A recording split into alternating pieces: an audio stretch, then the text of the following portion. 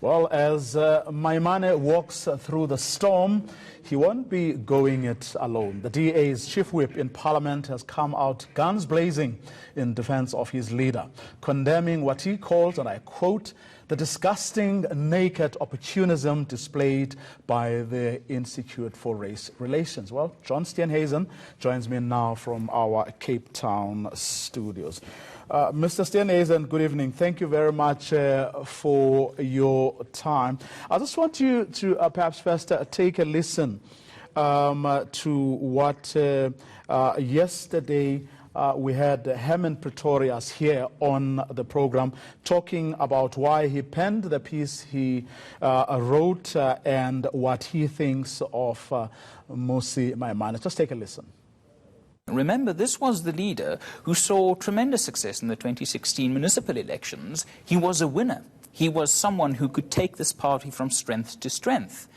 And that ability seems now to have either never existed or he has lost, that something has gone wrong.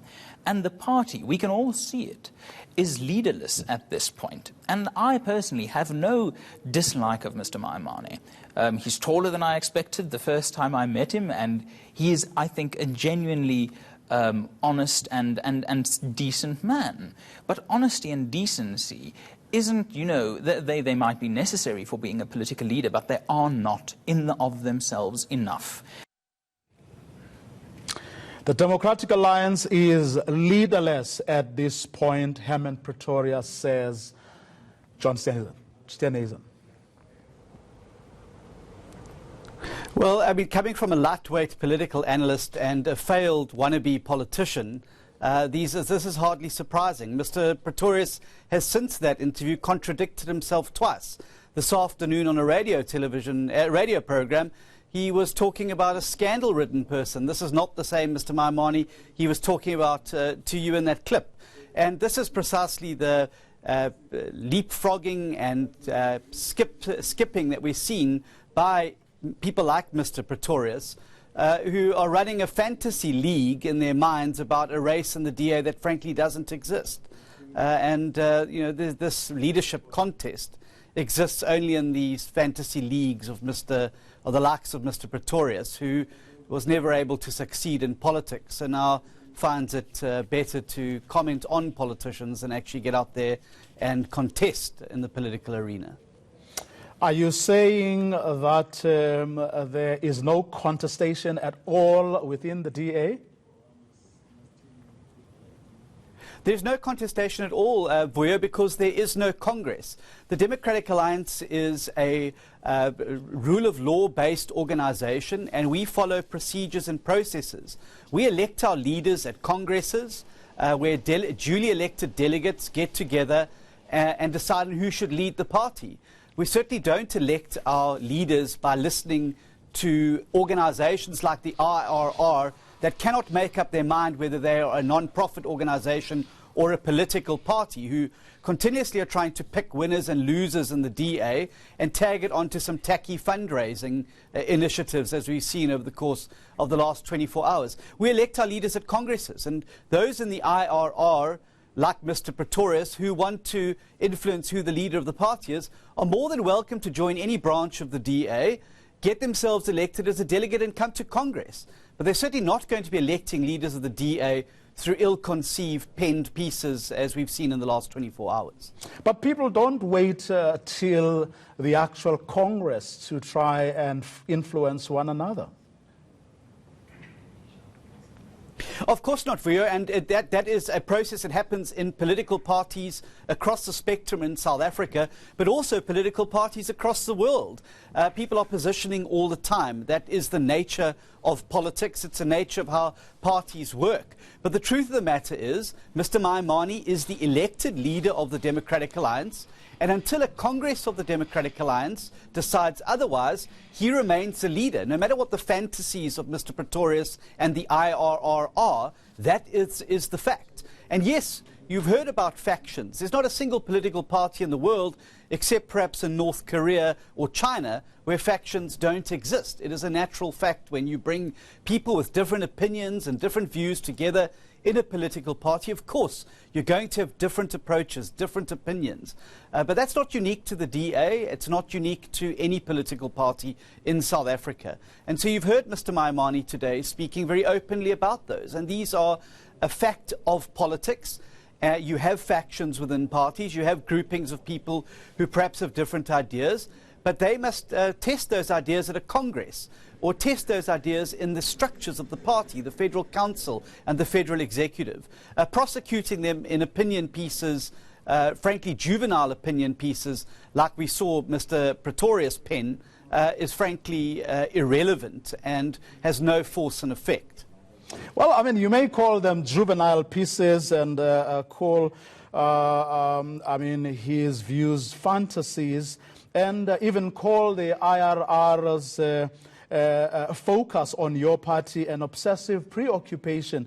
But the fact of the matter is that research organizations, pundits, analysts do actually generally have an interest in major political parties and entities, and will talk about, write about them all the time. So why do you think this is, or regard this as an exception? Of course, and that's absolutely right. But there is an unhealthy obsession that we've seen of the IRR over the course of the last 2 years. There's deep conflicts of interest that exist. People who exit the DA with gripes and then carry those forward into the IRR. People who are connected with people within the DA that work in the IRR. And there's been a very unhealthy obsession over the course of the last 2 years. With the Institutes of Race Relations and their obsession with DA policies and DA politics. And clearly here you have an instance where the IRR analyst, an employee of theirs, is picking winners and losers in the DA. Now, how are you capable of proper, meaningful, independent analysis when you are picking winners and losers? And it's this unhealthy obsession that we see with the DA, which the IR carries over into no other political party. Where is their campaign to make Pravin Gordhan the president of the ANC? Where was the similar interest in the ANC's national conference? Where was their backing of a pro-market candidate within the governing party heading into the Congress? And where do you see them using races and other political parties as crude fundraising tools, as we've seen in this poor-handed attempt by the IRR on social media? The truth of the matter is it's not. And it is clearly evidence that there's not an even-handed approach to political parties. There is an obsession with the DA, and Mr. Pretorius's article is just the latest manifestation of that. But then, I mean, among the people currently working at the IRR is your former leader, Helen Zille. Do you think she could be in cahoots with people like Herman Pretorius, the man who penned that unflattering piece about Mmusi Maimane? I'm not sure. I'd like to think that the juvenile responses of Mr. Pretorius, particularly on social media, where he responds to criticism of his article by putting childish memes on, I think frankly demean the IRR. And if I was Helen Zille, I would be extremely embarrassed that Mr. Pretorius would be associated with the organization where I was working. And I would certainly hope that Mrs. Zille would be far more circumspect about her interactions with people like Herman Pretorius, who clearly have done themselves, the IRR, and the liberal cause in South Africa no favours with that frankly childish and juvenile approach to politics. But let's talk about a couple of things that Herman Pretorius puts forward. If not Mmusi Maimane, then who should be held responsible for the DA's below par performance in May?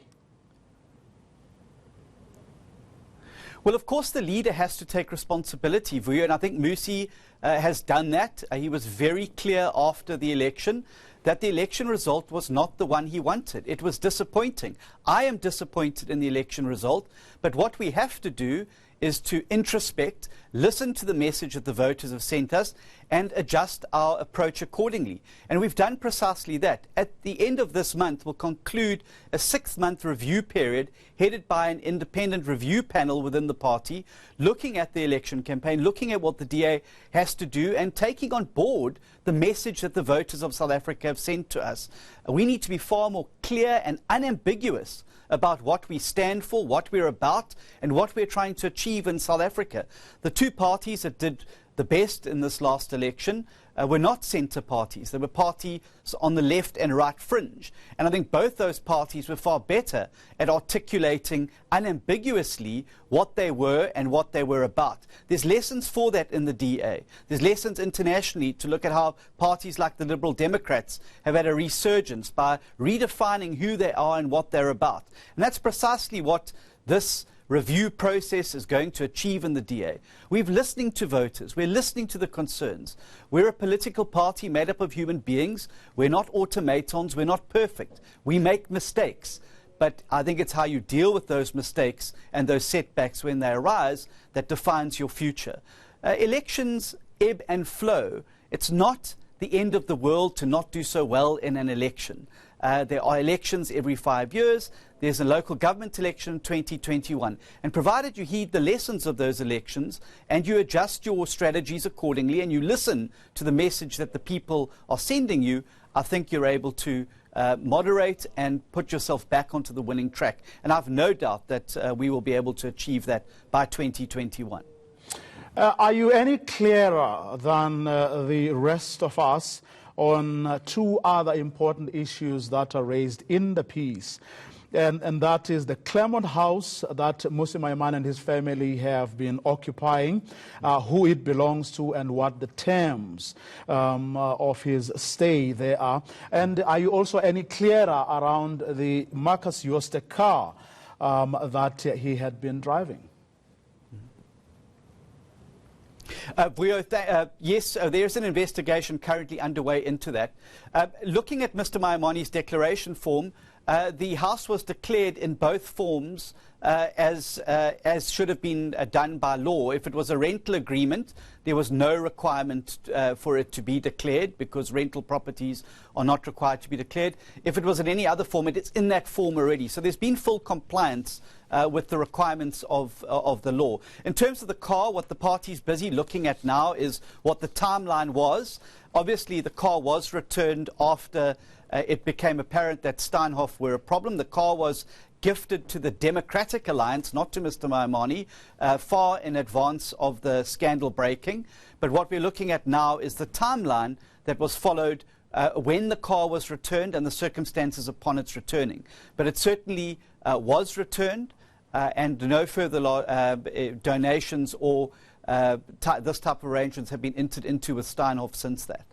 But you'll agree that there's nothing inherently wrong with people asking questions about those two matters, in the same way that Mmusi Maimane asked similar questions of Cyril Ramaphosa. Of course not, Vuyo, and you're absolutely right. And I think there's a duty, particularly on the opposition, official opposition, to hold itself to a much higher standard than it holds the ANC. And so I think that journalists and I think commentators are right to ask these questions, and I think they're right to expect full and honest answers from the DA, and I've no doubt that those will be provided.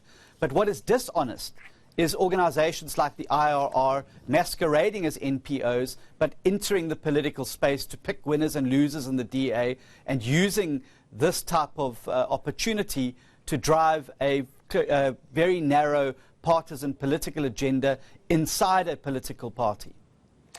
John Steenhuisen, thank you very much for your time this evening. He is the DA's chief whip in Parliament. Well, we did also speak to the former DA leader, Helen Zille, about this matter, and as many people would know, she is now with the Institute for Race Relations, which is at the center of this storm as well. Here's what Helen Zille had to say. Firstly, the IRR has made no such call at all. An individual in the IRR who's entirely entitled to express his opinion and doesn't have to get consensus from anybody else, has written his own column making his own personal point. So he does not speak for a consensus view in the IRR, and in the IRR we back each other's rights to have differing points of view on matters.